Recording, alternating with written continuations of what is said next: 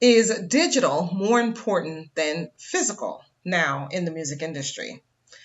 Let's unpack that today. Stay tuned. Welcome to the Christian Musicpreneur podcast, where we provide tips, tools, techniques, and resources to help you grow your ministry. I'm your host, Simone Henry, a business coach and mentor for independent Christian recording artists.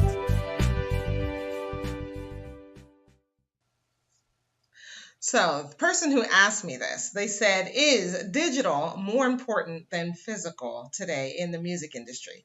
And what she meant was, should artists still be pressing and selling CDs, or should they be more focused on streaming the digital product rather than the physical product? And to me, the simple answer is yes, and because it depends. By the way, welcome. This is the Christian Musicpreneur podcast. I'm Simone Henry, your host, and I am a coach and mentor for independent Christian recording artists. And today, we're going to answer that question. So, Gear Patrol says in 2021, streaming makes up about 85% of how music is consumed. So when it comes to the sales of physical music, vinyl is actually outstripping CDs for the first time in 30 years. Now, as a Christian artist, vinyl may not be something that you're into or that your audience is into. It really depends on the type of music you're making. If you're a hip hop artist, it might be more handy. It might be something that, you may have a lot of DJs in your audience and they might want the vinyl. But other than that, CDs and the streaming is where most people are listening and consuming the music. Now, when we're talking about sales, overall, CD sales have dropped by 95% since 2000. And because of the pandemic, it's even worse because most artists sold their CDs at concerts and live events, live engagements. So since the churches have closed down and all these other venues, nobody's doing live venues, or nobody was doing live venues during the pandemic, CD sales just pretty much went to nil. So here's my take on it. Yes, your music should be available on all the digital outlets, all the platforms, especially Spotify, Apple, and YouTube Music, but also on Deezer. That's what is pretty popular overseas. And if you're on the internet, you're international. You're a global artist.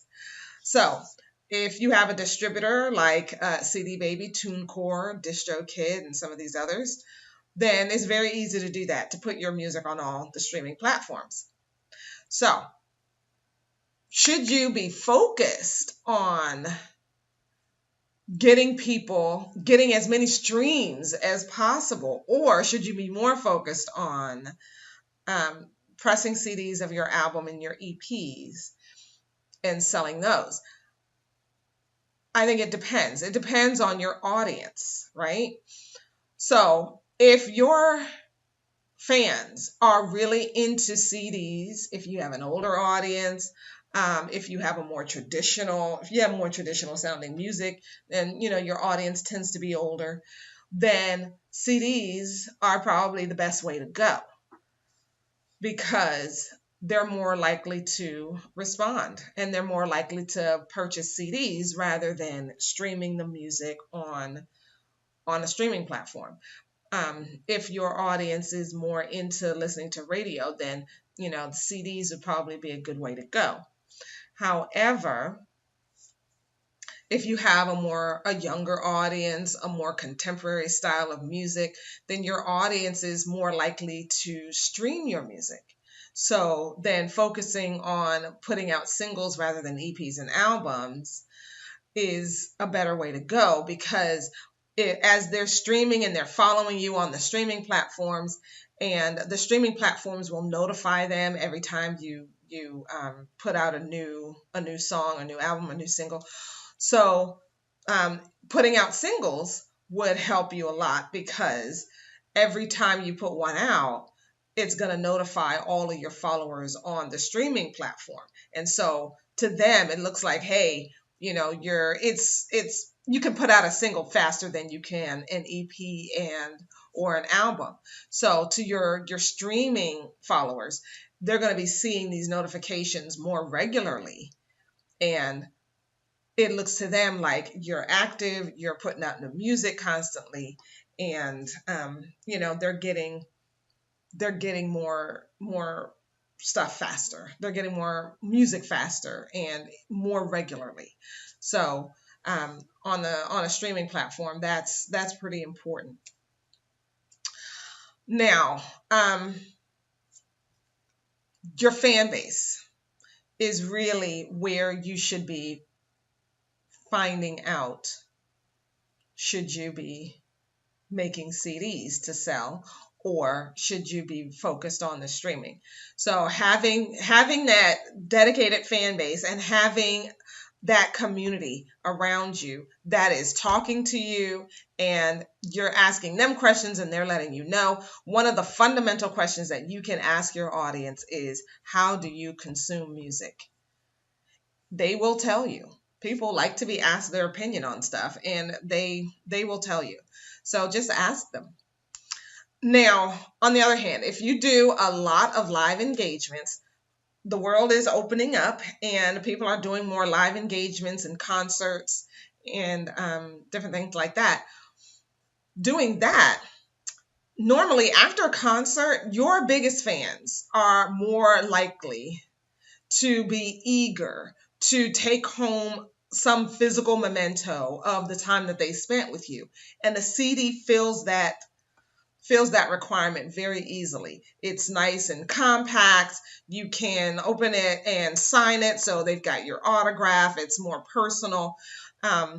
So they're more likely to come to your table, get a selfie with you, shake your hand, give you a hug, and buy a CD, take that physical memento home with them, because it's satisfying that emotional need to remember this event and remember this time with you. So if you're doing a lot of these live engagements and in-person concerts, then having CDs is a great way to go. Now, if your audience, your fans, won't buy a CD at your table, then don't press CDs and don't sell them, because clearly your audience isn't interested. They're not going to buy them, and you're going to waste money. But you can offer them other souvenirs. The lowest hanging fruit for an artist is usually a t-shirt, and you can do lots of different designs and lots of colors and different things like that. But I actually heard of an artist who, she sold a plain white t-shirt with her name across the front, and that is it. But she sold out of those t-shirts very quickly. And it was just because people wanted a memento to take home. And that was what she was offering, so they bought it. But you can do, t-shirts are the easiest and the most popular thing to do as an artist. But you can do other things as well. So if you were to do a quick Google search to see what other artists are doing, you can get lots of ideas for novelty items to offer to your fans. One of the things that I like, in lieu of a CD, instead of a CD, you can do like a little thumb drive. So it keeps it digital. And a thumb drive can be designed, and it can have your name and your logo on it. It can be in lots of different colors. I've seen one done, and it was stuck in a case that looks like a CD case, only when you open it, it's a thumb drive instead of a CD. And a thumb drive can hold more information on it. What I like is that you can bundle stuff onto a thumb drive that you can't put on a CD. So with the CD, you can only have the audio files on it. Whereas with a thumb drive, you can put the audio, you can put PDFs, text files, you can put images. So I'm working with an artist now, and I have him putting together a bundle where the drive or the zip file is going to have the audio of some songs that he wants to give away, but it's also going to have a PDF with the lyrics and his bio and an autographed photo. So it's just, I think it'll be nicer, just a nice little package for the artist to have for his diehard fans and people who want to know more about him and how to contact him. And because now with digital files, we don't get liner notes and stuff like we used to, or like you would have with the CD. So if you're going more digital, having extras like that would be nice. And a lot of artists don't bother with writing out the lyrics and putting them out there. So to have that, I think is a nice extra. But there's lots of other things that you can do. Lots of artists are also authors. So bundling CDs with your book, or bundling a T-shirt with a book or something like that can also be done. There's lots of different things you can do. Cups, pens, bracelets. I've seen, nice design bracelets, or just those regular plastic ones with your logo or your name or something on it. You can do lots of different things depending on your audience.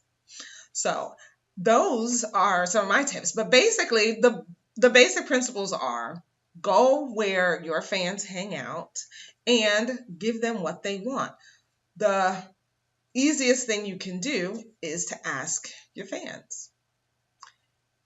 If you don't have any fans, I can help you with that. Set up a free call with me to strategize how to get started building your pipeline of new fans. I have a strategy for getting new people into your world on a consistent basis. If you are interested in getting help with building up your fan base and building and engaging them and creating this community around your ministry and your music, go to eshemusic.com and click the button in the center to schedule a call with me, and I will be happy to talk to you about it. That's ECHEmusic.com. I will see you there.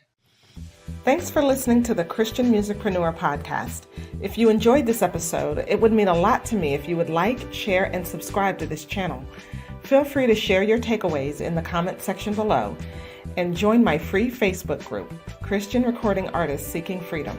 See you next time, and remember to take action